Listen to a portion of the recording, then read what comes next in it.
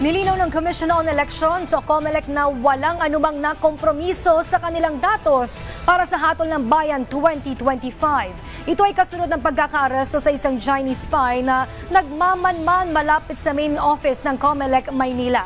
Nakuhanan pa nga ang Chinese national ng International Mobile Subscriber Identity Catcher na isang gadget na kayang sumagap ng mga text messages. Sa panayam na Radyo Pilipinas, iginiit ni COMELEC Chairman George Garcia na hindi dapat ikabahala nito ng publiko dahil walang anumang election data ang matatagpuan sa kanilang main office. Base rin aniya sa mga investigasyon, hindi magpapaniobra o pagmaniobra ng resulta sa halalan ang pakay ng ilan, kundi kondisyon lamang ang pag-iisip ng publiko na mahina ang integridad ng COMELEC.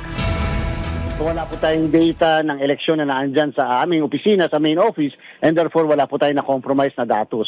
Doon sa sistema, mga sistema naman natin, kahapon pinaran natin ang test, wala po tayo na-compromise na kahit na anong sistema na meron dyan at may operation tayo dyan sa mismo main office ng komisyon.